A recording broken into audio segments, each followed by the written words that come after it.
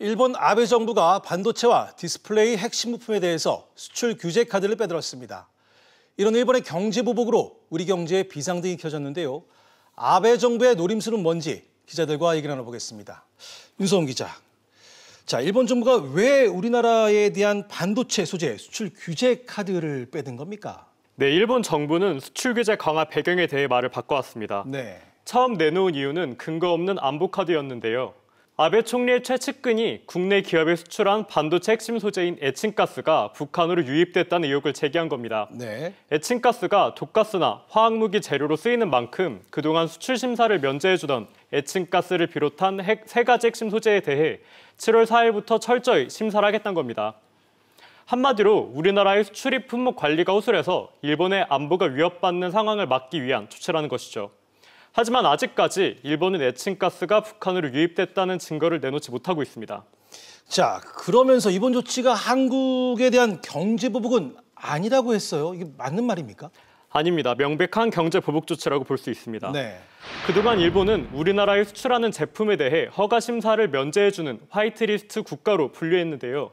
이번에 이 리스트에서 빠진 세 가지 품목은 우리 경제의 든든한 버팀목인 반도체 산업의 핵심 소재입니다. 네. 규제가 강화되면서 수출 허가에 3개월 정도 걸리고 최악의 경우 수개월이 걸릴 가능성이 있어 당장 국내 반도체 생산에 차질이 불가피합니다. 네. 이런 이런 상황을 전혀 예측 못한 국내 반도체 기업들은 일본, 아베 정부의 경제 보복에 직격탄을 맞은 셈입니다.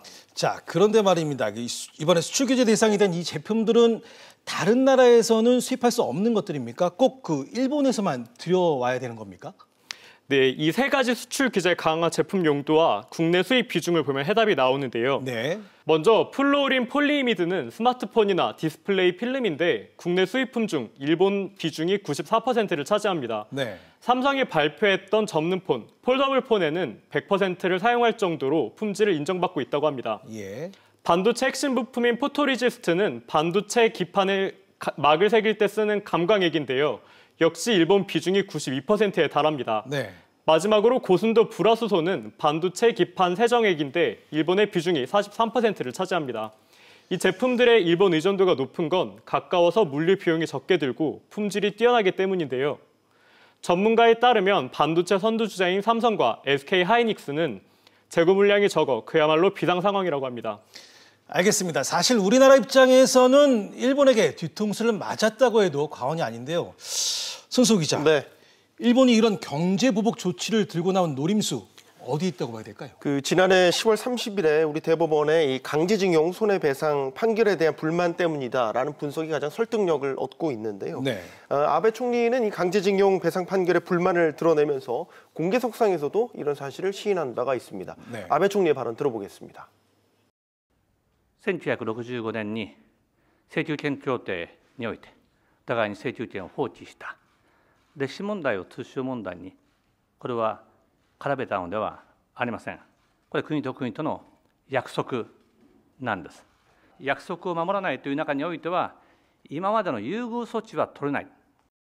그렇다면 강제징용 판결에 대한 불만 때문에만 이런 경제 보복을 가하는 것이냐?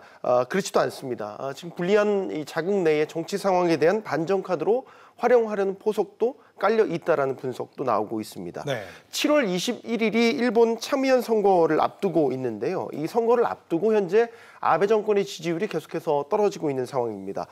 그래서 오사카에서 열린 지난 G20 회의에서 북핵 문제 같은 한반도 안보 상황에 대한 주도권을 회복하려는 것을 시도하긴 했지만 아시는 것처럼 남북미 3국 회동이 성사되면서 아베 총리는 더더욱 외교적으로 고립되는 위기를 맞았습니다. 네. 따라서 이번에 안보를 명분으로 내세워서 한국에 대한 경제 보복을 시도함으로써 이 선거를 앞두고 보수층의 결집을 시도하고 있다. 이런 노림수로 보입니다.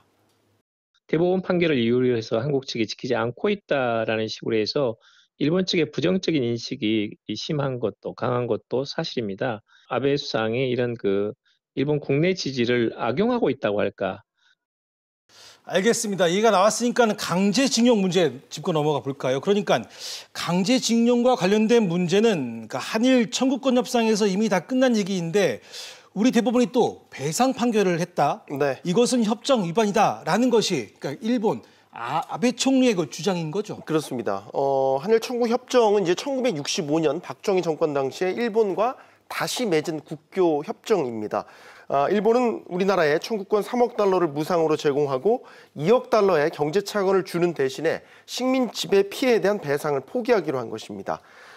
그래서 일본 정부는 이 협정을 근거로 해서 이 강제징용과 관련해서 개인의 청구권이 완전하고도 최종적으로 소멸했다, 이런 입장을 고수해 왔습니다.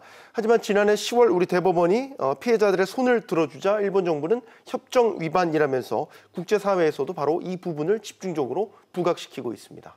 자, 하지만 이 부분에서 양국이 의견 차이를 보인 것이 결국 이번 경제 보복 조치를 불렀다, 이런 분석이 나오는데요. 자, 양국의 의견이 어떻게 다른 겁니까?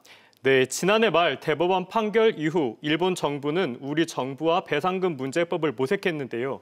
일본 정부는 한국 정부의 적극적인 참여를 요구했지만 우리 정부는 사법부가 내린 판결에 행정부가 관여하는 건 삼권분리 원칙에 위배된다며 부정적인 입장이었습니다. 네.